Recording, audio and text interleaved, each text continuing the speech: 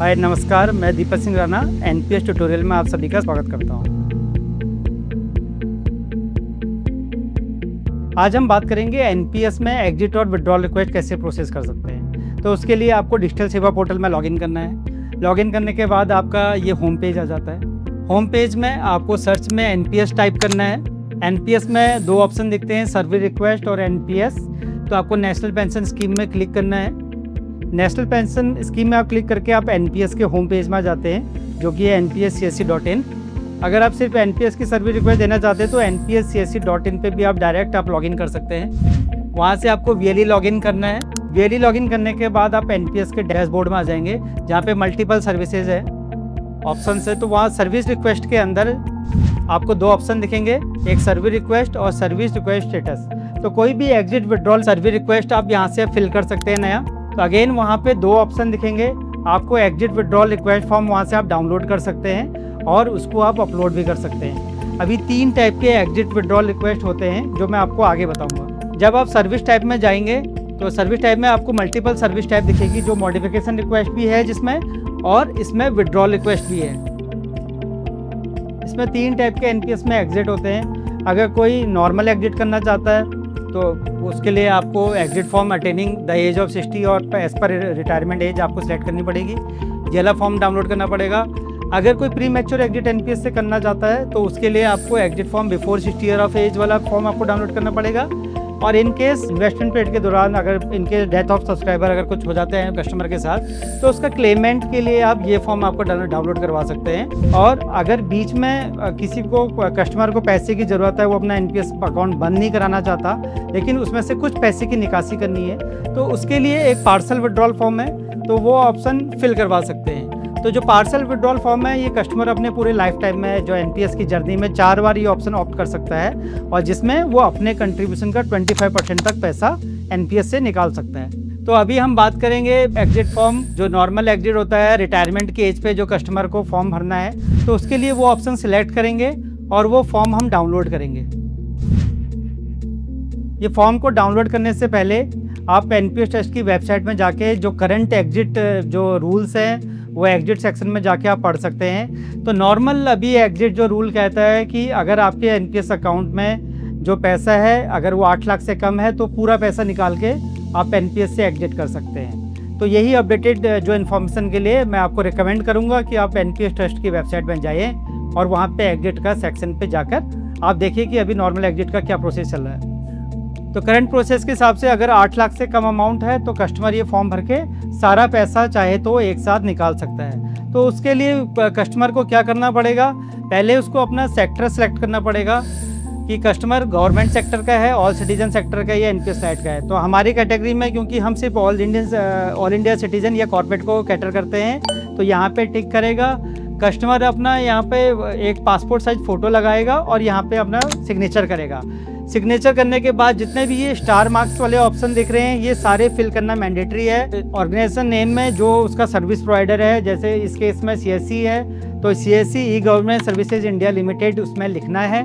उसके बाद कस्टमर को अपना प्रान नंबर लिखना है, जो 12 डिजिट का प्रान नंबर जो उसने एनपीएस अकाउंट खोला था उस वक्त उसको मिलता है, तो वो अकाउंट का वो नंबर यहाँ मेंशन करवाना है। कस्टमर को अपना फुल नेम यहाँ पर लिखना है और सब्सक्राइबर जेंडर, जितने भी ये स्टार मार्क्स है, फादर नेम उसको यहाँ भरना मैंडेटरी है।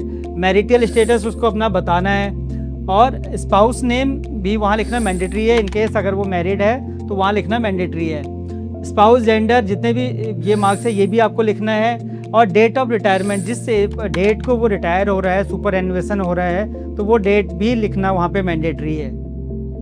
कस्टमर को अपना डेट ऑफ बर्थ वहाँ पे प्रोवाइड करना है, जो उसके प्रान कार्ड में उसका डेट ऑफ बर्थ है, सेम डेट ऑफ बर्थ वहाँ पे फिल करना है।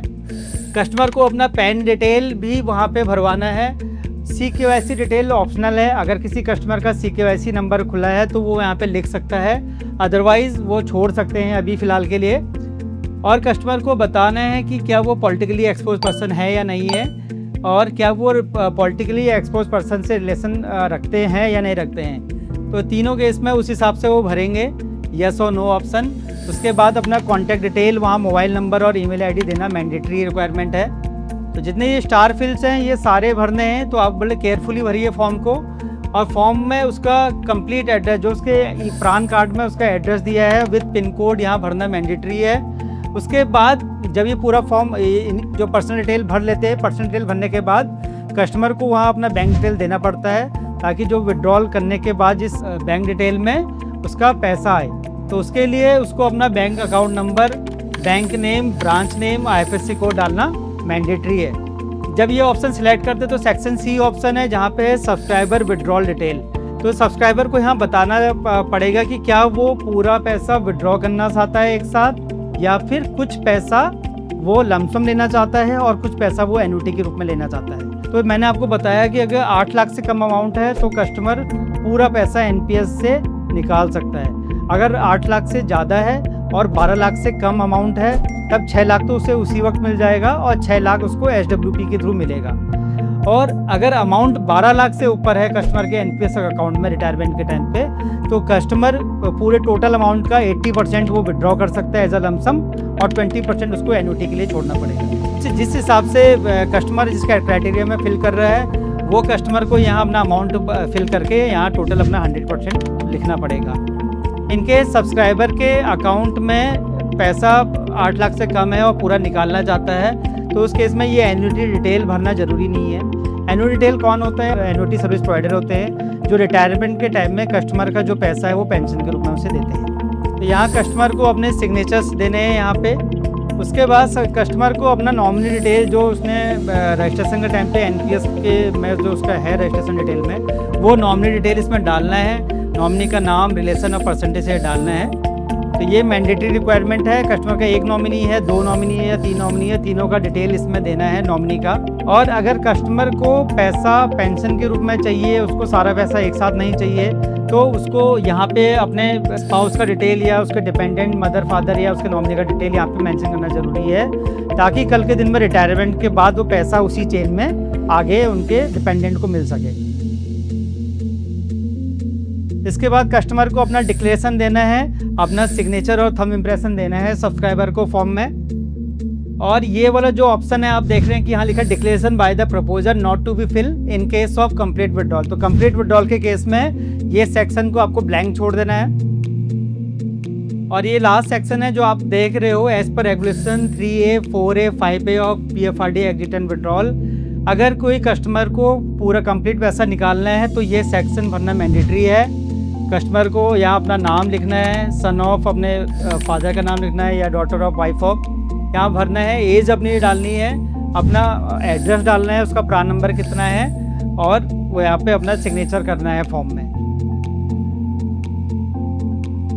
उसके बाद ये फॉर्म कंप्लीट भरने के बाद एक बार उसमें रिक्वायर्ड कुछ डिटेल रहती है। कस्टमर को अपना ID प्रूफ, अपना एड्रेस प्रूफ, अपना प्रान उसको सबमिट कराना पड़ता है। साथ में बैंक डिटेल और पैन नंबर के डिटेल भी यहाँ देना पड़ता है। तो वो सारा इंस्ट्रक्शन फॉर्म में लिखा हुआ है कि कौन सा प्रूफ ऑफ ID वो साथ में लगा सकता है, कौन सा प्रूफ ऑफ एड्रेस लगा सकता है। तो ये फॉर्म्स के साथ रिक्वायर्ड डॉक्यूमेंट रहते हैं। ये डॉक्यूमेंट को आपको कस्टमर से कलेक्ट करना है और डॉक्यूमेंट को ओरिजिनली सीन एंड वेरीफाइड का स्टैंप होना चाहिए इसमें BLE का, क्योंकि अगर वो डॉक्यूमेंट में कस्टमर का जो BLE है उसका original seen and verified document नहीं रहेगा तो फिर फॉर्म आगे प्रोसेस नहीं होगा।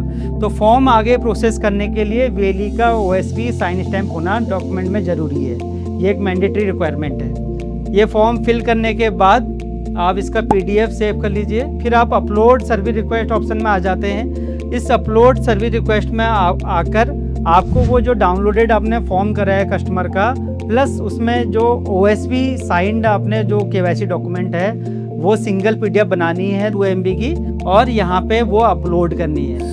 कस्टमर का कुछ मिनिमम डिटेल रिक्वायर्ड रहेगा, जैसे PRAN number, name, mobile number, email ID, और कौन सी सर्विस रिक्वेस्ट वो चूज़ करना चाहता है। हमारे केस में क्योंकि अभी हमने एग्जिट विड्रॉल रिक्वेस्ट सुपर एन्युएशन वाला फॉर्म भरा था, तो सुपर एन्युएशन वाला सर्विस रिक्वेस्ट फॉर्म यहाँ पे सिलेक्ट करेंगे सर्विस रिक्वेस्ट में, और वो जो फॉर्म डाउनलोड करा था कस्टमर से भर के वो यहाँ पे अपलोड करके सबमिट करेंगे। तो इससे KYC, इससे जो कस्टमर है उसका एग्जिट विड्रॉल रिक्वेस्ट यहाँ पे सबमिट हो जाता है। ये गारंटी नहीं है कि ये फॉर्म यहाँ से प्रोसेस सही ढंग से होगा। अभी आपको सिर्फ ये इनिशियल रिक्वायरमेंट है कस्टमर से कि कस्टमर का डॉक्यूमेंट आप अपलोड करेंगे। यहाँ अपलोड करने के बाद वो फॉर्म्स हमारे पास आ जाता है HO लेवल पे। तो हेड ऑफिस लेवल पे हम फॉर्म को स्क्रूटनी करते हैं, चेक करते हैं कि जो भी डिटेल भरी गई है फॉर्म में और जो साथ में उसकी केवाईसी लगाई है, क्या वो रिलेट करती है, क्या वो सही है, क्या वो उस केवाईसी डॉक्यूमेंट में वीएलई का ओरिजिनल साइंड और ओएसवी स्टैंप है या नहीं है। अगर सारी डिटेल सही रहती है तो हम उसको मैसेज दे देते हैं वीएलई को कि अब कस्टमर का डिटेल ठीक है, आपको ये फॉर्म फिजिकली सीएससी के हेड ऑफिस में भेजना है। जब वो फॉर्म फिजिकली सीएससी के हेड ऑफिस में आ जाता है, देन वो फिर रिक्वेस्ट यहाँ से प्रोसेस करी जाती है और पैसा कस्टमर के खाते में दिया जाता है। तो ये हमारा प्रोसेस है एग्जिट एंड विड्रॉल रिक्वेस्ट का। तो आप ऐसे कस्टमर का रिक्वेस्ट डाल के अपलोड करवा सकते हैं और अगर स्टेटस कहीं से भी रिजेक्टेड हो जाता है तो रिजेक्टेड का हम वहाँ पे मैसेज देते हैं। वो मैसेज को आप देखिए, उसको रेक्टिफाई करिए और दोबारा वो फॉर्म अपलोड करिए, क्योंकि ये प्रोसेस इसलिए बनाया है ताकि फॉर्म का मूवमेंट कम से कम हो सके। और फिजिकली अगर आप फॉर्म का प्रोसेस करने के लिए हेड ऑफिस भेज देंगे, रिजेक्शन करेंगे तो उसमें कोरियर कॉस्टिंग काफ़ी लगती है। इसलिए एक बार हम ऑनलाइन उसको अच्छे से चेक कर लेते हैं, फॉर्म ओके होता है तब फिजिकल अपने सीएससी के हेड ऑफिस में मंगाते हैं और देन उसको फिर एग्जिट विड्रॉल रिक्वेस्ट कस्टमर का प्रोसेस करते हैं। धन्यवाद।